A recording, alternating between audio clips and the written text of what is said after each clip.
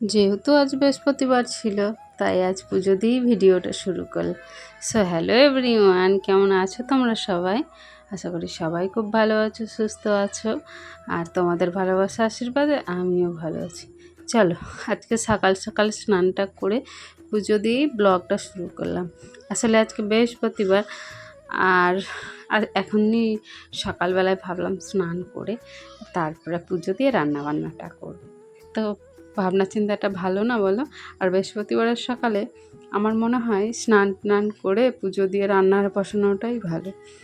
আর এদিকে দেখো, আমি একটুখানি মায়ের ফুল নিয়ে এসেছিলাম, মানে আমাদের ঘরে মনসা ঠাকুর আছে, তো তো শরীরটা খারাপ যাচ্ছে বলে সেই জন্য একটু জল আর কি ভিজিয়ে রেখেছিলাম, ওটাই খেয়ে নিচ্ছে স্নান করে।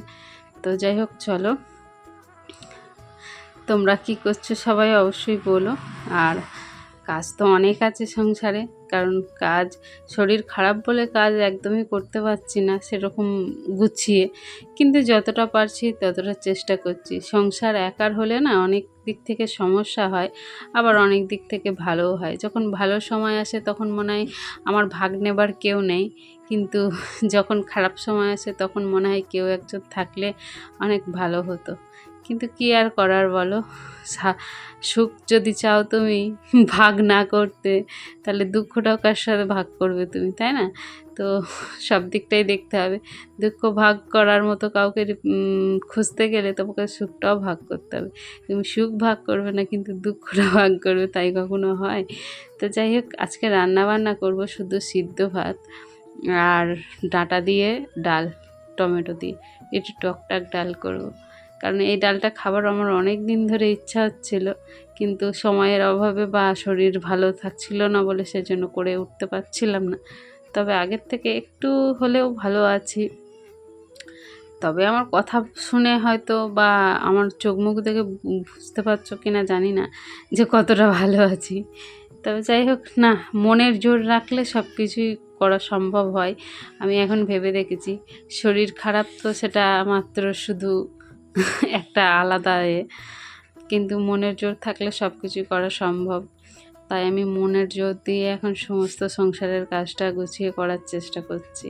যাই হোক, আমার একারই সংসার, আমি যতটা পারবো করব, আর যতটা না পারবো ততটা পরে থাকবে, পরের দিন করব। চাইলে আমার যখন ভালো লাগবে, আমার শরীর যখন ভালো থাকবে তখন করব, কারণ আমার বলা করার মতো কেউ নেই। আর সত্যি কথা বলতে, অনেক মানুষ আছে তাদের দেখবে কাজটাও করতে হয়, আবার অনেক কথা শুনতেও হয়। কারণ যারা অনেক সংসারে অনেকজনের সাথে ফ্যামিলিতে একসাথে থাকে, তাদের দেখবে কাজটাও করতে হয়, আবার অপরন্ত কথাও শুনতে হয় ট্যাক ট্যাক করে অনেক। তো ওই দিক থেকে আমি অনেক ভালো আছি, আমাকে কারোর কথা শুনতে হয় না। আমার মন যায় যেটা রান্না করে খাই, আমার যেটা মন যায় না সেটা আমি করি না। তো ওই দিক থেকে আমি অনেকটা ভালোই আছি বলতে পারো। এই যে আমার এতদিন ধরে শরীর খারাপ, 1 মাস হয়ে গেল, কিন্তু দেখো আমাকে কেউ কিন্তু বলার কেউ নাই যে তুমি এটা করোনি কেন, এটা হয়নি কেন, বা এই নানান কিছু। কিন্তু আমার মন চেয়েছে আমার যেটা করতে, আমি সেটা করেছি, যেটা চাইনি সেটা করিনি। আর 1 মাস যাবৎ শরীরটা খারাপ, তবে আমার কোনো কিছুই কেউ কিন্তু বলেনি। কারণ আমার শুধু কাজ করার মধ্যে আমি করেছি শুধু রান্নাটুকু, আর কিন্তু আদার্স আমার কোনো কাজই হয়নি, জানো তো। আমার ঘরদুয়ার ভিডিওর মধ্যে তো আর সবটা দেখানো সম্ভব না, যদি তোমরা দেখো, দেখলে হয়তো কান্না পাবে। তবে আমি চেষ্টা করব অল্প অল্প করে, কারণ পরিষ্কার করে নেওয়া, কারণ এই নোংরা নোংরি ঘরে থাকতে একদমই ভালো লাগে না। আর এত জামা কাপড় জমে আছে কাচার জন্য, সেটা আমি নিজেই ভেবে পাচ্ছি না যে এগুলো আমি কখন কবে উদ্ধার করব। তো যাই হোক, আজকে অনেক দিন পর একটু কুমড়ো সিদ্ধ দিয়েছিলাম, আলু সিদ্ধ দিয়ে ডিম সিদ্ধ দিয়ে মাখবো একটু পেঁয়াজ ভেজে, এটাও তাই।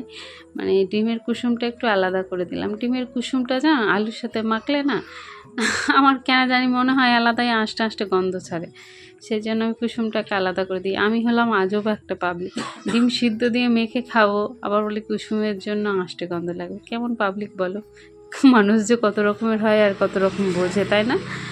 তো যাই হোক, কী আর করার, হাজার রকম মানুষ আছে, হাজার রকম মানুষের হাজার রকম চিন্তা ভাবনা আছে। আর চলো, এই যে রান্নাবান্না করেছি তোমাদের সাথে দেখিয়ে দিচ্ছি আর কি।